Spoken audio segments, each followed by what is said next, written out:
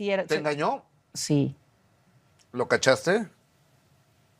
Sí, José Manuel, no te hagas. Te quiero mucho, sabes ¿Con que quién, te quiero. ¿Supiste? Según yo, con la Vale y... Con Angélica Vale. Sí. Y con Pati Muñoz, Y con Pati que Muñoz. ella fue la que lo dijo en televisión. Y mientras ni él palenquea, yo palenqueo con él. Oye, Fue muy fuerte. Y con Pati Muñoz, perdón, Pati, pero yo nunca vi esa declaración, pero me parece una declaración muy fuera de lugar, ¿no? Sí, me dolió mucho, la verdad. Ahorita ya es prueba superada y ni hay que revivir muertos, pero... O sea, muertos me refiero a ese sentimiento, ¿no? Pero sí, fue muy fuerte porque yo estaba muy enamorada y tenía cierto tema ahí de codependencia con José Manuel. O sea, no era como un amor sano. Entonces, al ver eso, se confirma tu pánico de que te pongan el cuerno, bueno, sí fue muy doloroso. Y con Angélica, pues se fue a Los Ángeles una vez y los caché. Tú los cachaste. Bueno, lo caché a él. Digo, no sé qué le habrá dicho ella. A lo mejor le dijo que te habíamos terminado, vete a saber, ¿no? Pues puede ser, ya ves que cuando queremos mentir, te inventamos lo que Uy, sea, sí, se nos murió ¿no? la mamá. El típico que ya estamos, mi esposa y yo ya no nos llevamos, vivimos en la misma casa, pero cada quien en su cuarto, pero ya me voy a separar. Nomás sí, es por ¿no? los niños. Sí, pero ya no hay nada, ajá.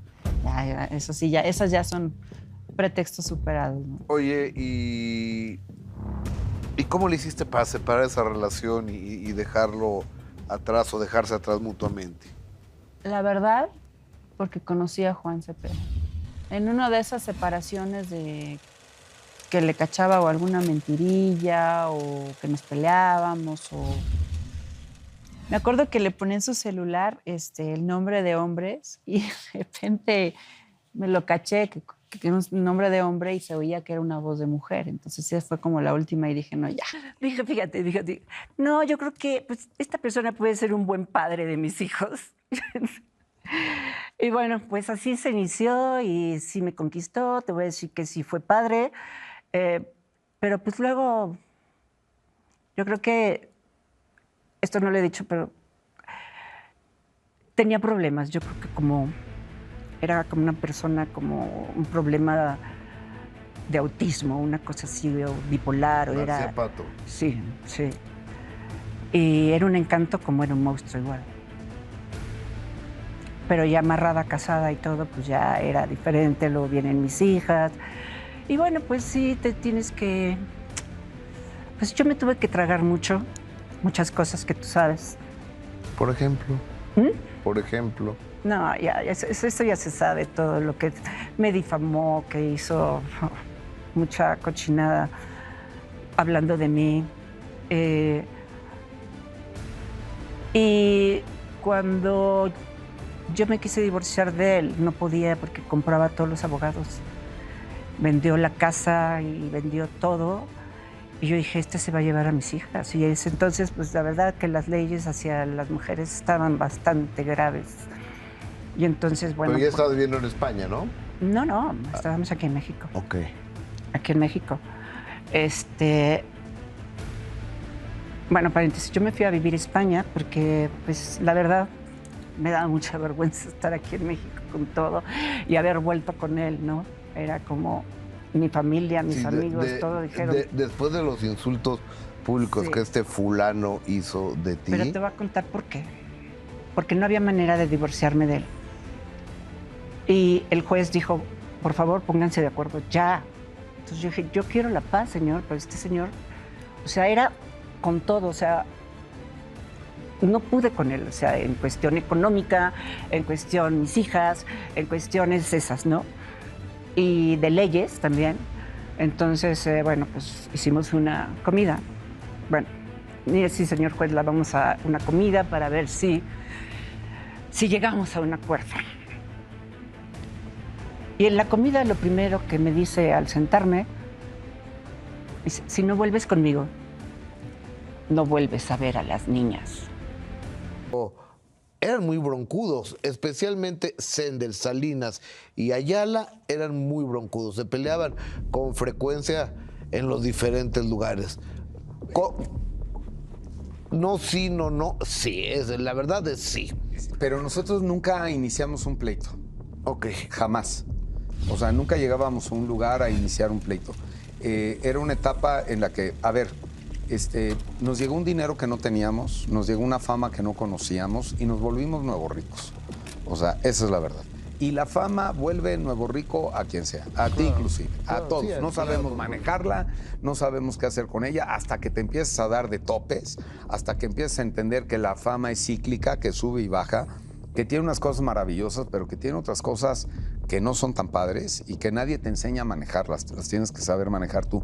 Y muchas veces en ese momento llegábamos a algún lugar y había pleito y de repente pues la mecha era corta o estábamos de fiesta, pero jamás iniciamos un pleito.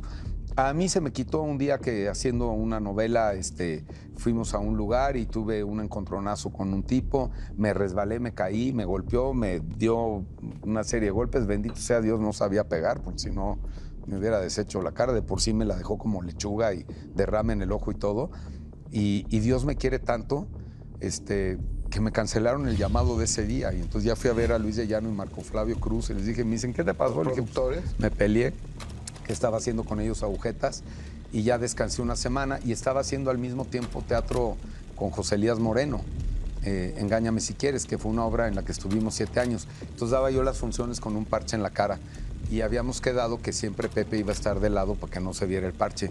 Y el condenado de Pepe, de José Elías Moreno, a quien le debo todo lo que he aprendido en comedia, la gran mayoría fue a él, después de 7 años, se daba la vuelta para que la gente viera el parche y se burlaba de mí con la gente y se prestaba la obra también para hacer eso, teníamos mucho tiempo. Oye, ¿y se casaron antes del nacimiento de Sofía? Sí, yo tenía como 4 meses de embarazo. ¿Se casan por la iglesia o se casan únicamente por el civil? No nos casamos por la iglesia, nos casamos por el civil en un teatro.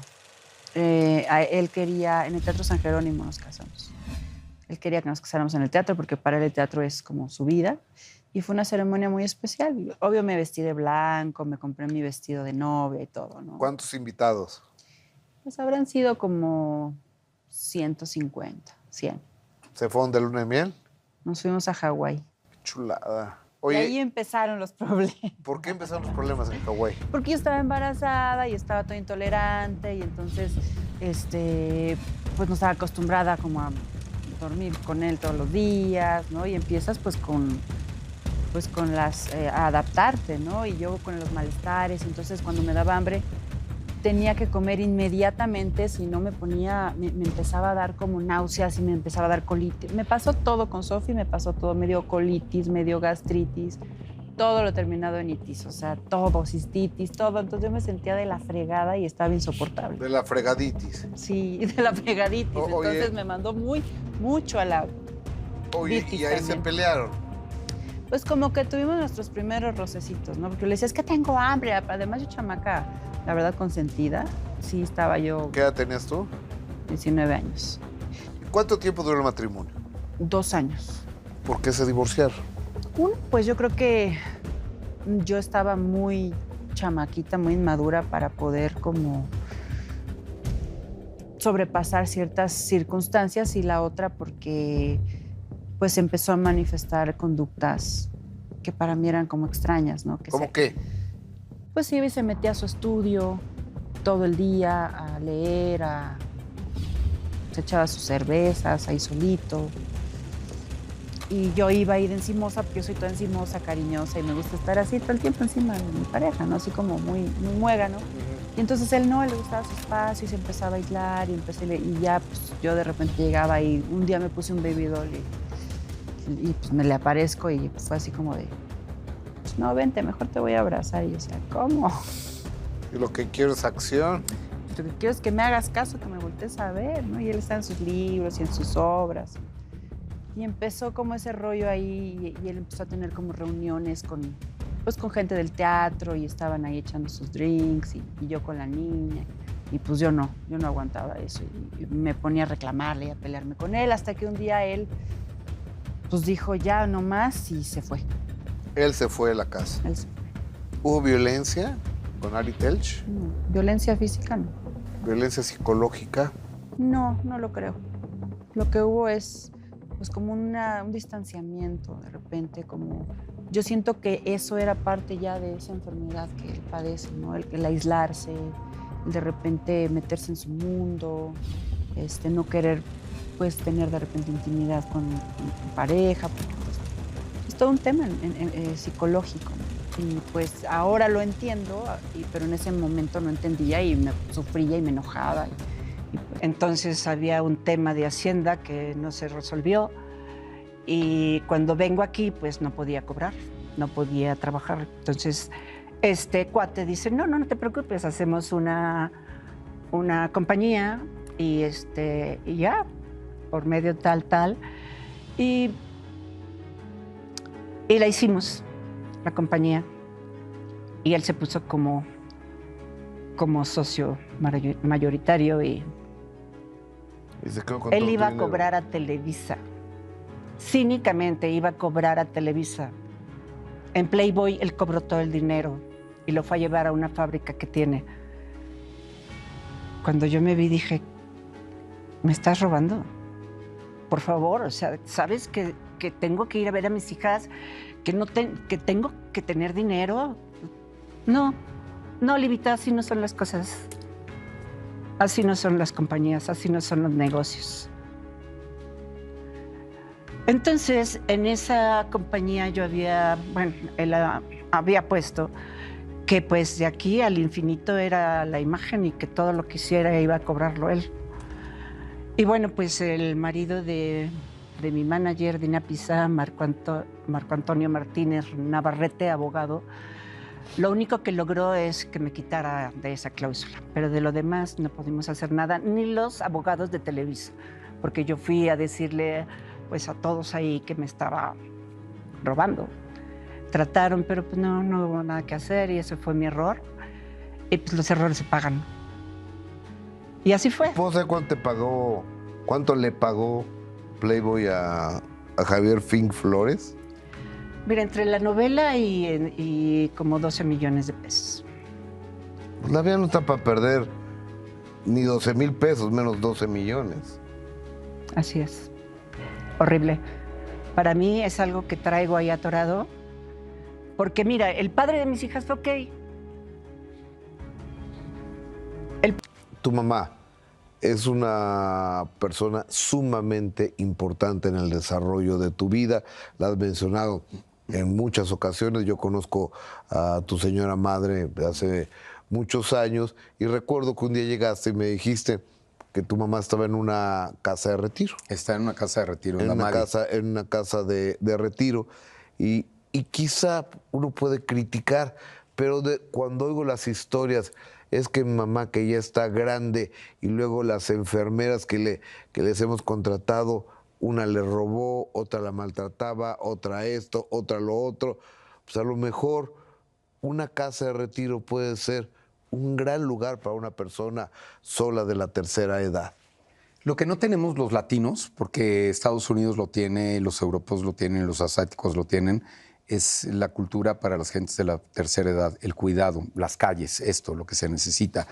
No puedes tener a una persona con algún tipo de enfermedad o de problema de salud en una casa activa. Va a estar muy solo o sola, porque la casa activa se levantan a la escuela, se van a la universidad, se van al trabajo, y lo dejas ¿con quién? ¿Con la señora que te ayuda en la casa? ¿Con una enfermera que tal vez trajiste que no tiene supervisión? Tú no sabes, por más que hables con un médico, cómo realmente cuidar o atender. Mi mamá, en el tiempo que después de que falleció mi padre, vivió un rato en su casa, después se fue a vivir conmigo y estuvo muy sola. Yo no supe hacerlo, yo ya tenía muchos problemas en ese tiempo de casa, no supe cuidarme a mí, no supe cuidarla a ella, y luego vino el infarto y luego vino la pandemia, y en la pandemia que estaban ya resolviéndose las cosas, el arranque de la pandemia y tomándose decisiones importantes, hablamos mi mamá y yo. Le dije, mami, yo no te puedo cuidar así, no sé cuidarte. Y mi madre, que es de una entereza y de una prestancia y una inteligencia brutal, me dijo, busquemos. Le dije, sí, mamá. Y ella me apoya y ella a veces se hace cargo de su casa y a veces me hago cargo yo. Y eso me lo dijo también el psicólogo, porque de repente me decía ella, decía, es que mi mamá, dice, déjala, es parte de que uno se siga sintiendo útil y vital. Y entonces nos sumamos y está mejor que nunca. Y ahora se baña todos los días, se arregla, se pinta, está acompañada, la cuidan, saben cómo cuidarla. deberíamos de tener la cultura, eso no es un abandono. Mi mamá no está en una cárcel. Mi mamá no está en un lugar en el que no la puedo ver, no está en un lugar en el que no puede salir. Yo hablo con ella todos los días, más de una vez al día.